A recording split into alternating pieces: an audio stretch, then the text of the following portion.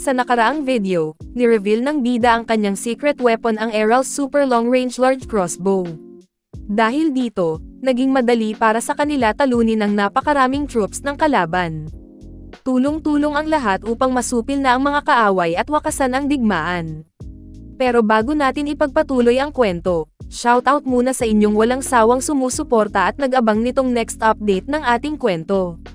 Maraming salamat sa paghihintay, lalo na sa ating mga Senpay tier members. Solid kayo. Balik sa istorya, sunod-sunod ang pag-anunsyo ng army ng Erncia ng victory. At dahil doon, nag-iba na lalo ang takbo ng sitwasyon ng digmaan. Siyempre, ang pinaka hindi masaya sa mga pangyayari ay ang Emperor ng Merman Empire. Hindi ito makapaniwala sa mga kaganapan. Kausap nito gamit ang Magic Stone ng ibang leader ng Three Kingdom Alliance, ang Hari ng Demaniel Kingdom at ang Grand Duke ng Sujepan Duchy. Base sa kanilang request, nag-issue ito ng General Mobilization. Ang kanilang empire raw ang nagpadala ng pinakamaraming troops, pero ano ang nangyari? Wala namang maisagot ang Duke. Wala na raw point kung magsisihan pa sila ngayon, sabi ng Hari ng Demaniel. Ang importante ay kung ano ang gagawin nila from now on. Tinanong naman ng Grand Duke, ano sa tingin nito ang mangyayari next? Pwede ba raw itong maging honest? Tanong niya. At ang agree naman ito. Sobrang lapit na raw nila sa pagkatalo. Kalahati ng mga forces nila ay nawala na at ang morale ng mga kakampi nila ay bumaba na. Kahit na raw umatake sila gamit ang natitirang mga sundalo ngayon, hindi raw nila kakayanin ang weapon na meron ng Erncian Kingdom. Ang tinutukoy ba raw nito ay ang crossbow na ginawa ni Errol. Dagdag ng Hari ng Demaniel, isa sa master craftsman nila ang nagsabing, ang taong nagdisenyo raw nun ay isang monster.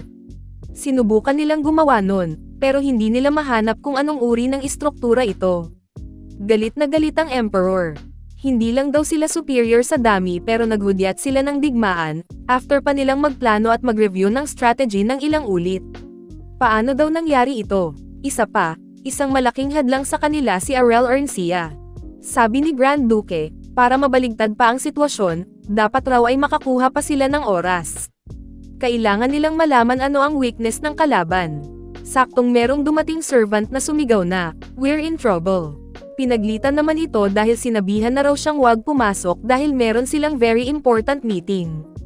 Ano ba raw ang nangyayari? Nanginginig naman itong sumagot na ang Erncian Kingdom Army daw. Ipinakita si Princess Kenia, magkausap sila ng kapatid niya at sinabihan siya nitong sirain daw iyon. Sagot niyang, "Yan lang ba?" Sagot ni Errol, na "Yes ate. Bigay todo mo na." Ito pala ay sa harap ng border fort sa may Demaniel Kingdom. Buong lakas na tumira si Kenia, at sa isang was-iwas lamang ng kanyang espada, nasira niya ito. Gulat na gulat ang mga sundalo. Sinabing hindi nila pwedeng papasukin ang mga kaaway, kaya naman dapat daw ay patigilin nila ito anuman ang maging kapalit. Mag-isang hinarap ng prinsesa ang tropa, at napatanong pa nga ito, bakit daw ang babagal ng mga kalaban. Sa bawat tira niya, maraming mga sundalo ang tinatamaan. Kung ganun lang daw ang mga kalaban, kahit siya, kayang-kaya niya raw mapatamba lahat yon. Proud na proud naman si Prince Errol.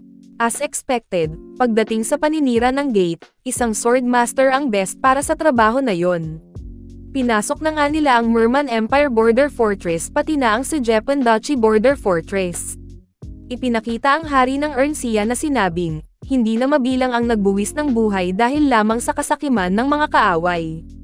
Ngayon, ito na raw ang oras upang pagbayarin sila sa kanilang ginawa. Nakangiti naman si Prince Errol, at sinabing, galit na raw ang ama nila. Ngayon, ang next target nila, ay ang capital ng Three Kingdoms Alliance. Napatanong naman si Sena, na sino raw ang mag-aakala, na mapapasok nila ang fortress ng mga kalaban. Sagot ni Asha, the fact na pinilit silang umatras noong nakaraan feels almost like a lie. Halata sa mukha ni Errol ang saya. Sigurado raw na ang mga leader ng Three Kingdom Allies ay hindi nakakalma mula ngayon. Hinanap naman ni Asha si Princess Kenia. Nuna, tanong ni Errol. Makikitang lumuhad sa harap ng prinsesa ang mga sundalo. Tinawag sila nitong, "Your Highness, the Second Princess." Hindi lang daw nakakabilib na naabot nito ang level ng Swordmaster ng ganun kabata, pero astig daw ang naging performance nito. Naiiyak pa nga ang iba sa sobrang paghanga sa kanya. Tinanong ng isa, ano raw ang sikreto nito? Napaisip naman ito at sumagot na, ang ginagawa niya lang daw naman ay kumain at mag-train araw-araw. Todo cheer naman sa gilid ang mga sundalo. Balik sa bida, sinabi nitong, busy raw si Kenya kaya naman iniwan niya na ito. Mukhang nagustuhan niya rin naman daw. Tinanong naman si Prince Arel, ano na raw ang next plan nila? Mag-a-advance na ba sila sa bansa ng kalaban? Sagot nitong, maaaraming bumagal ang speed nila the deeper they go. Pero sa tingin niya, yun na nga ata ang next. Napa-evil laugh naman ito sabay sabing, habang unti-unti nilang tinatake over ang teritoryo ng Three Kingdoms Alliance, dahan-dahan daw siyang maglalagay ng pressure. Specialty niya raw ang pangbabuli. Matapos daw ang 3 taon, kukunin nila ang 20% ng kanilang teritoryo. Sa loob ng 5 taon, siguradong hindi na raw nila kakayanin. Napatanong tuloy si Asha na ang ibig sabihin ba raw nito, ay tuluyan ng magko-collapse ang mga kaaway matapos ang 5 years. Oo, sagot ni Prince Arel. Karamihan daw ng tao sa bansa nila ay siguradong mamatay sa gutom. After 3 years, siguradong mauubos ang finances ng Three Kingdoms Alliances. Habang nagiging dominant force sila sa pakikipagkalakal, unti-unti silang may isolate. Ang mas nakakatakot pa raw sa military pressure ay economic collapse. At kung magpapatuloy ay kahirapan, maaring magkaroon ng civil war. Makikipagdigmaan sila laban sa army nila on the outside, at siguradong mag-aaway-away din sila sa loob. Nabahala naman si Asha para sa kanila. Tama daw siya, kahit si Prince Arel, ay hindi nais na mangyari ito sa kanila. Pero, wag daw nilang kakalimutan, na ito rin ang nais gawin sa kanila ng kalaban. Dapat ay naghanda raw sila na mag-suffer sa consequences nang magdesisyon silang sakupin sila. If hindi sila naghanda, hindi na daw dapat pa sila nagsimula ng digmaan. Wala na raw dahilan pa, para kawan sila. Ito raw ang nais nilang mangyari.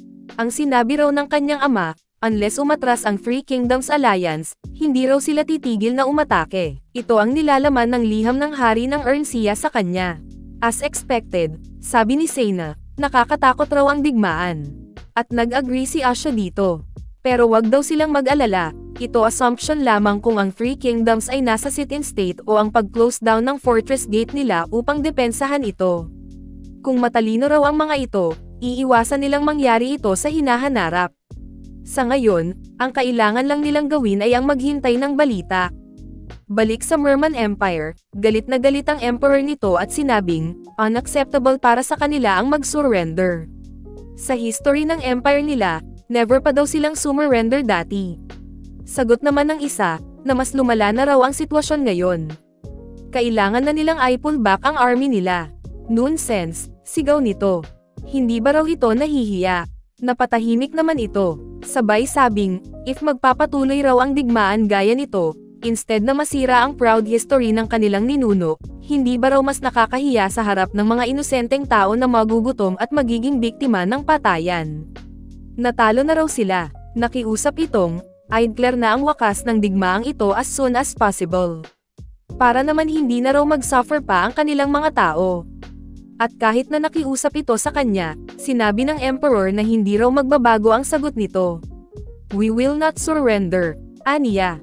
Napatanong naman ito kung bakit raw. Sagot niya, malamang sumagot ito ng ganon dahil iniisip niya ang kapakanan ng mga tao. At dahil naiintindihan raw nito ang nafa-feel niya, hindi niya ito paparusahan. Gayunpaman, hindi niya raw hahayaang mag-surrender sila. Sa tingin ba daw nila ay iigi ang sitwasyon kung susurrender sila?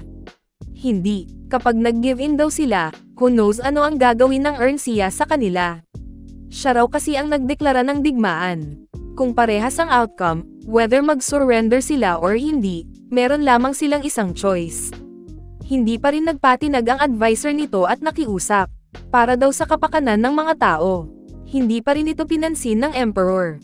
Sinabi niyang Merman, Three Kingdom Alliance, lalaban tayo hanggang ang huli. Gamit ang ating lakas. Pride kaya ang pumipigil sa emperor na mag-surrender. Kahit na maapektuhan pa ang kanyang nasasakupan, wala itong pake. Grabe, ang intense ng digmaang ito. Ano kaya talaga ang magiging ending kung hindi pa rin sila susurrender? Well, malalaman natin sa susunod na episode. Muli, Bilang suporta sa ating channel at para tuloy-tuloy ang ating uploads, siguraduhing mag-like, comment, share at subscribe. Pindutin mo na din ang bell button below, para updated ka sa next upload namin. Maraming salamat sa panonood, Oni-chan.